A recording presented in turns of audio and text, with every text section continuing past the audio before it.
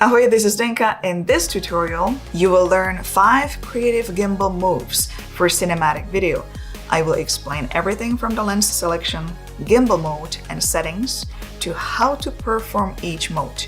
I will be using newly released Cinepeer series Weebill 3E for cameras created by ZHIYUN, who is also sponsor of this video. At the end of the video, I'll share my thoughts on working with this gimbal. Let's start with basic move number 1, that is Pullback Reveal. We are filming later in the evening at 6 p.m. The light is very soft, it is partially cloudy with almost no wind. These are very favorable conditions to achieve a cinematic look. The location is green, so Talent is wearing a red lyrical dance dress that makes her really pop on this location. I'm filming with Sony a7S III, the lens I'm using is Tamron 17 to 28 mm. I'm shooting roughly at 24 mm in this shot, and I'm using Freewell magnetic VND filters. I'm starting from her left shoulder, showing off the location. The gimbal is in lock mode. Then I'm backing up, revealing my subject in the shot. This is a very basic pullback reveal. All clips are filmed at 60 frames per second. Once the clip is slowed down 40% and color graded, this is the final result we are going to get.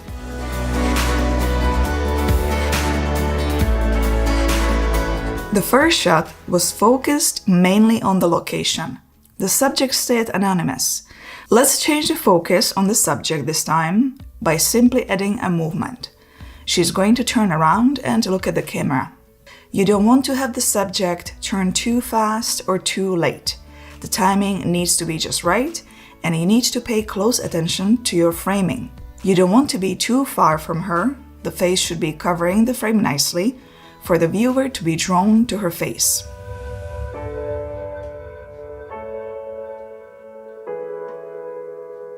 Let's create even more dynamic shots by adding even more movement. I'm going to show you 2 shots. The gimbal is now in pan-follow mode. I'm going to have Miss M turn around and walk away, exiting on the right as I am backing up and going down to the ground. The shot didn't work out well. Let me show you another one. The same shot, except she's crossing from right to left, exiting on the left. This one is more eye-catching as she crosses the frame, creating bigger movement rather than just exiting on the right. Let's create a move number 2 with the intention of creating a hero shot. I'm going to show you 2 takes that will explain why one clip doesn't feel as it is a hero shot, but the other does. Let's say I want to reveal my subject as a hero shot, but at the same time, in my mind, I want to sort of keep showing off the location. I'm going to start from behind the subject, revealing the location, backing up, having her turn around, and then I'm going to pan to the right to show more of a lake. The end result feels all over the place. I'm only briefly showing my subject and then losing her. Let's simplify this shot. I'm going to do the same move, except once Miss M turns around, I'll keep her in the frame while I'm backing up, going down. The lower angle gives her importance in the shot, and that creates this whole hero feel. Notice that as I am starting from her left shoulder, she's turning clockwise in the opposite direction. If she turned counterclockwise, the result wouldn't be as dynamic.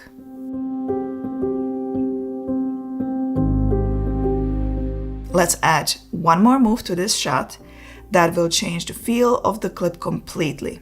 I'm going to do the same thing as before. Miss M will do the same, but then add another turn and walk forward at the end. This shot is perfect for ending a story. All you have to do is add dip to black effect at the end of the clip.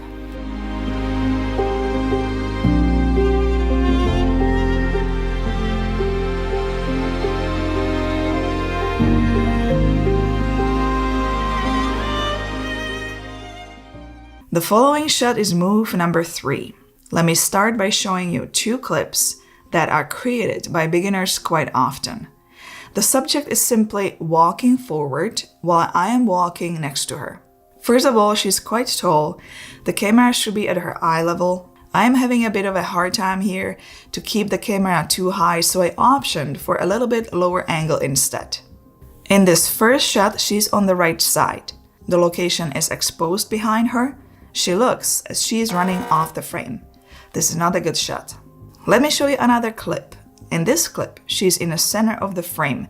The focus is clearly on her, but the result is kind of plain. It's time to show you the third take that has the best result. The subject is on the left, facing the center of the frame. She's looking ahead at the location that we can also see. This gives the best following shot result in this case. Let's add some camera movement to this shot. Let's reveal the subject by starting low to the ground, going slowly up, revealing her face. This shot takes practice, as you need to make sure you are following with the same speed, while you are keeping the subject frame at the right place, while you are slowly lifting the camera up. I did only about 3 takes, but the shot could have been much better if we had more time to do many repetitions. When you are filming, don't rush if you have the extra time. More takes will ensure you get the perfect shot. If you are someone who is venturing into filming music videos or dancers, you can go for a combination shot. We are both going to perform the same move at first. Miss M is going to add a turn in counterclockwise direction and keep going straight. I'm going to follow her, and once she turns, I'm going to change my direction and walk forward to reveal a location.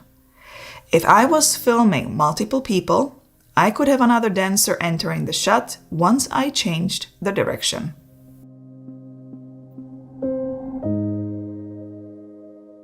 Orbit shot is move number 4. I have 3 variations for you that can be used in different scenes. The first one is a classic orbit shot where the subject is standing still. She has the same expression the whole time. I'm simply circling around her, making sure to keep her in the center. I'm using pan follow mode on the gimbal. This can be used in a scene where the subject is simply thinking about something. Perhaps using a voiceover, telling a story or thoughts would be quite suitable. On the other hand, some strong cinematic music would also make the shot really stand out.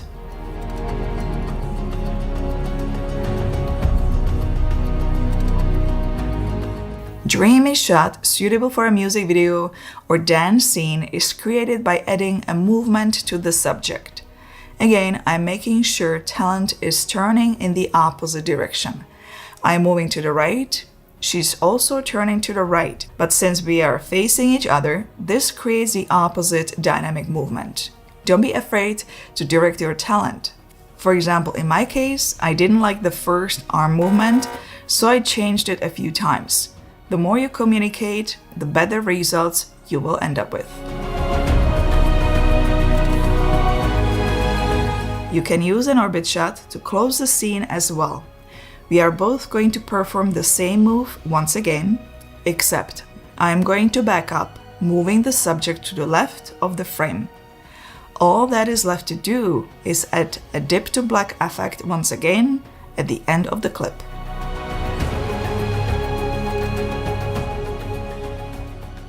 Let's take a look at another classic shot, move number 5, that would be the push in or push forward. For this shot, I'm using lock mode on the gimbal. Before I press record, I go close to the subject. I will frame the ending position of the shot, back up, get myself to the first position, and hit record. This first shot is just a very plain, basic push-in move from the same angle where the subject is standing still, looking into the camera.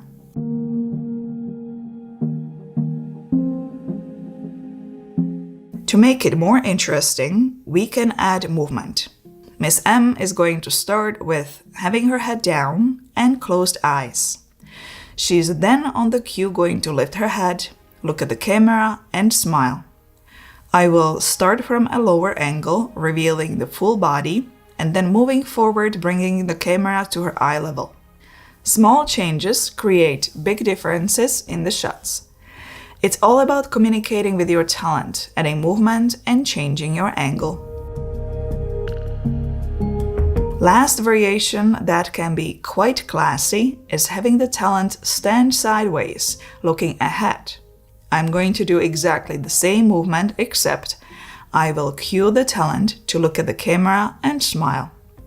This can be quite a powerful shot, as at first we don't fully see the face, we are guessing how the subject looks like.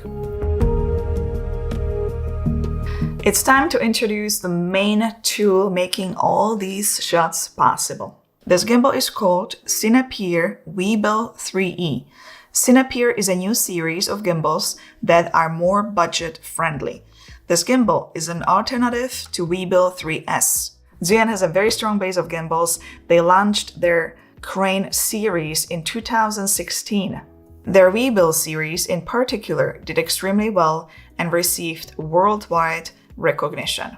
This gimbal comes in 3 different models: the light version, another one is with a portrait switch, I have this one, and with sling grip. Let's summarize the main features. Once you fold the gimbal, it is quite small, the size of A4 paper, and the weight is 990 grams. It has native portrait switch, so you don't need any additional accessories to film in this mode. It has more than 16 hours of runtime, and it has a nice OLED screen. It has wireless Bluetooth control, so you don't need to use cables. It controls start and stop recording and trigger photo function. You can customize the trigger button and adjustment wheel for your favorite functions. If you press the trigger button, you can quickly navigate between your favorite shooting modes. The adjustment wheel provides camera settings or axis adjustments. If you choose to go with the Sling Mode 2.0, this can help you to become less tired after a long period of time by as much as 40%. If you noticed, the joystick with these buttons are on the left, not in a center. This was designed for right-handed people. I'm left-handed and it didn't really bother me when I was filming. This gimbal is solid, great for events, weddings, and professional productions. I really enjoyed working with this. For those interested, link to this gimbal can be found below the video in a video description. Give it a thumbs up, subscribe for more, and don't forget to check out one of these videos next. See you in there. Ciao, ahoj.